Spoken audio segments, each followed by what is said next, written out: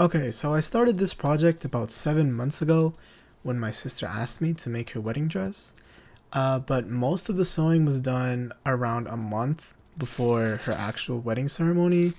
That's because I'm a full-time college student and I didn't really have any time to make the dress until my summer break. Also, another thing to take into account is that I'm not a professional at all. I don't claim to be.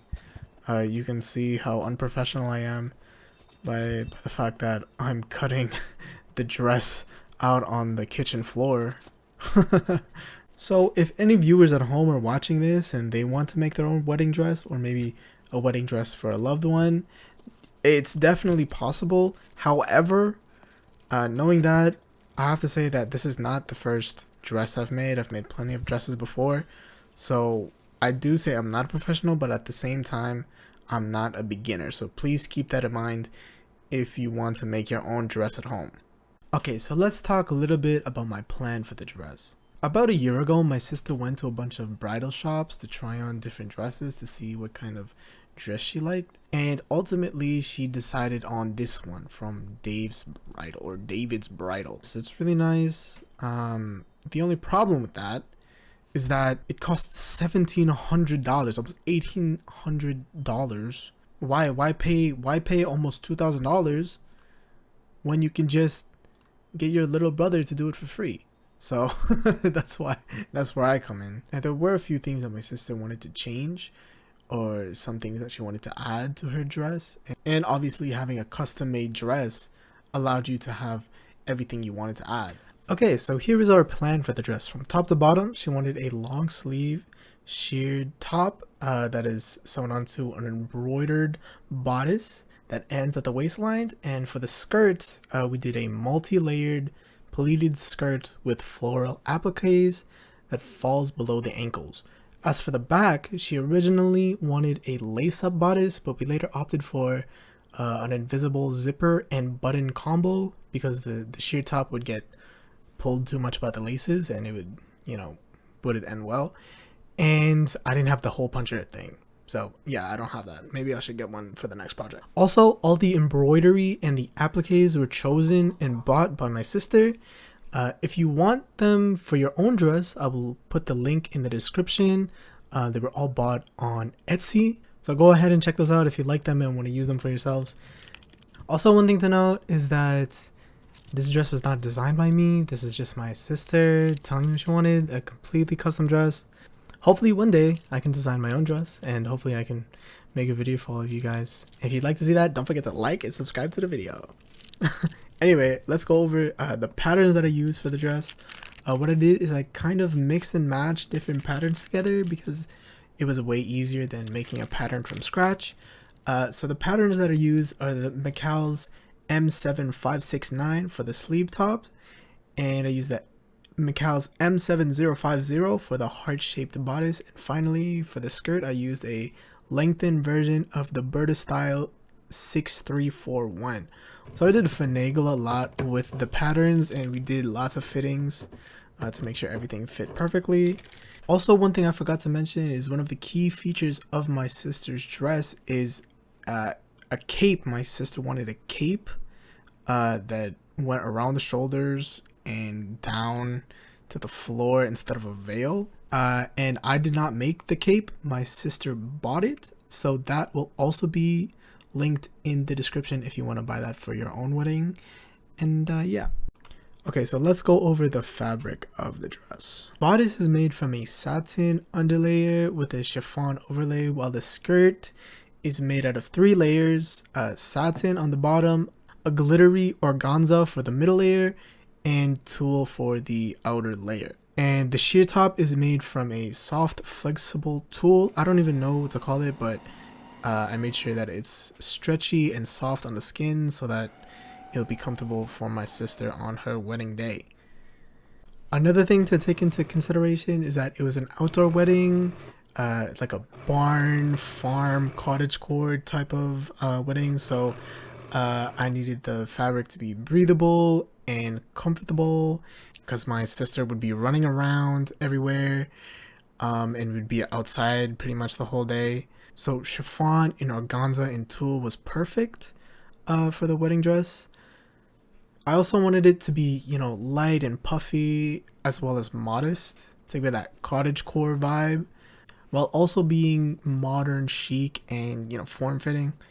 And then to top it all off, of course, the embroidery and the appliques, which followed a natural floral theme, which again goes well with the entire theme of the wedding.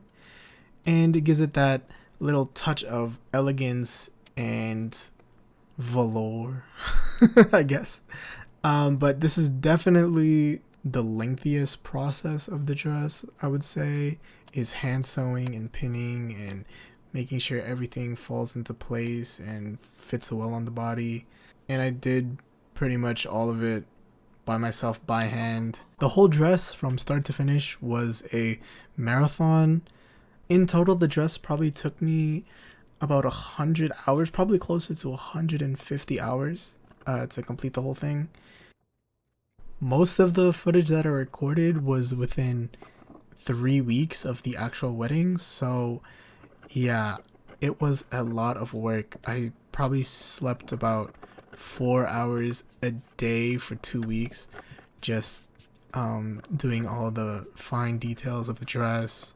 I didn't feel good at all. I felt really sick, and despite all that, I still did it, even though I felt terrible. I wanted to make my sister's wedding day as special as it could be, and I wanted to show her just how much I and the rest of our family cared about her. And I really do hope the sentiment got across to her. I hope she was happy. I hope she liked it. I also hope you like it as well. I'm really excited to show you guys the final result. Have a look. Let me know in the comments what you think about it. And without further ado, let me show you how it turned out.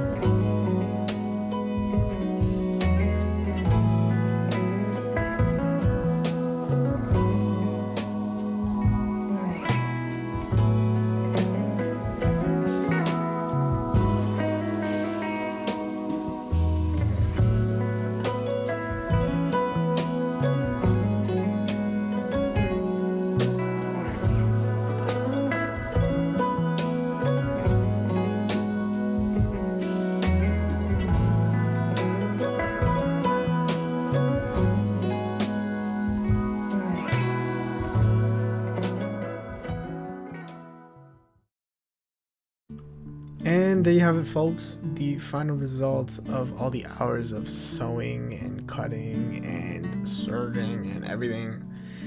Here it is. What do you think? Do you think I did a good job? Let me know in the comments.